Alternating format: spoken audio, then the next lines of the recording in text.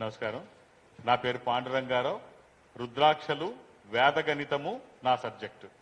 So నన్ను టీవీలో చూస్తూ ఉంటుంటారు.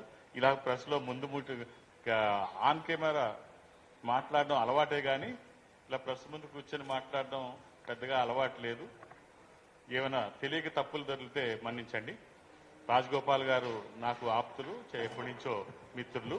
వారి ఆహ్వానం మేరకు మాకున్న కొంచెం గొప్ప బిజీలో ఈ కార్తీక మాసం అంటే మాకు ముఖ్యమైన మాసం. సంవత్సరం అంతా వేచి ఉండేది ఈ మాసం కోసమే. ఈ మాసంలో కొంచెం గొప్ప మేము బిజీగా ఉంటాం. వారి మాట కాదనలేక వారి మీద ఉన్న గౌరవంతో రావడం జరిగింది. అంతేగాని నాకేదో వచ్చి నేనేదో చెప్దానని కాదు. ఇప్పుడు వారు ఈ కార్తీక సమారాధన ఒక ఆధ్యాత్మిక కార్యక్రమాన్ని భుజాన్ని వేసుకొని వారి వంతు బాధ్యతగా ఈ కార్యక్రమాన్ని నెరవేరుద్దాము, అది ఘనంగా చేద్దాం అనేటువంటి భావం చాలా గొప్పది. ఈ కార్తీక మాసం అంటే ఈ కార్తీక మాసం శివకేశవులు ఇరువురికి ప్రీతిపాత్రమైనది. ఈ మాసంలో కార్తీక దామోదరుడుగా శ్రీ మహావిష్ణువుని, కార్తీక మాస అధిపతిగా ఈశ్వరుణ్ణి మనం కొలుస్తాము. ఈ మాసంలో పార్వతీ పరమేశ్వర్లు కైలాసాన్ని వీడి భూలోక సంచారం చేస్తూ భక్తుల కోరిన కోర్కెలన్నీ నెరవేరుస్తూ మాసాంతం వరకు ఇక్కడే ఉంటారు అని ప్రతీక. ఇంత గొప్ప మాసంలో అది ఏది చేసినా, అంటే ఈ మాసంలో ఏ పని చేసినా అది ద్విగుణీకృతము, అంటే ద్విగుణీకృత ఫలితము, రెండింతల ఫలితము, దశింతల ఫలితము వస్తుందని పురాణం చెబుతోంది.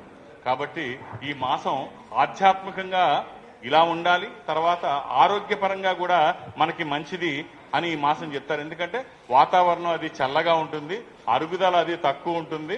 తక్కువగా తినండి, సాత్వికంగా ఉండండి, సాత్విక ఆహారం తీసుకోండి అని చెప్పడం ఈ మాసం యొక్క ఉద్దేశము. ఆధ్యాత్మిక విలువలు కాపాడుతూ ఆరోగ్యాన్ని మీరు కాపాడుకోండి అని చెప్పడం ఈ మాసోద్దేశం. సో అందుకనే ఇవన్నీ వివరాలు తెలియజేయడం కోసం ఒక అద్భుతమైనటువంటి 3 రోజులు ఫలాపేక్ష లేకుండా అందరి మంచి కోరుతూ ఈ ఆధ్యాత్మిక కార్యక్రమం ఒక ప్రదేశంలో 3 రోజులు ఏకదాటిగా 3 రోజులు ఒక మహోన్నతమైనటువంటి కార్యక్రమం, హోమాలు, యజ్ఞాలు, జపాలు, వ్రతాలు అన్నీ ఒకచోటే నిర్వహించుకునేటట్టు.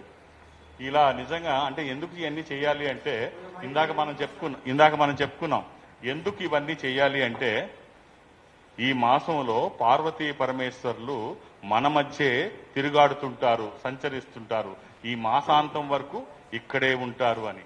మనకి ఒక ప్రతీక ఏమిటి అంటే ఎక్కడైనా రామనామం జపిస్తూ ఉంటే అక్కడ ఆంజనేయ స్వామి వచ్చి కూర్చుంటారు అని.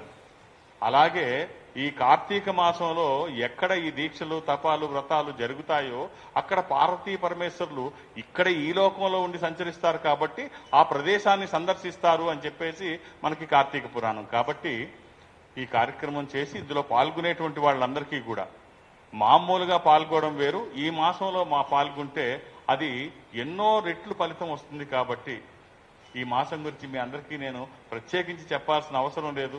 ఎంతో దీక్షగా భారతదేశం అంతా కూడా హరిహర నామ స్మరణతో మారుమోగిపోతూ ఉంటుంది ఎక్కడ చూస్తే అక్కడ. సో ఈ మాసంలో ఏదైనా మంచి పని చేయండి, సాత్వికంగా ఉండండి, సాత్వికాహారం తీసుకోండి, దేవుడికి దగ్గరగా ఉండడానికి ప్రయత్నం చేయండి. మనం బాగుంటే మన కుటుంబం బాగుంటుంది, మన మీద ఆధారపడిన వాళ్ళు, మనల్ని నమ్ముకొని ఉన్న వాళ్ళు బాగుంటారు.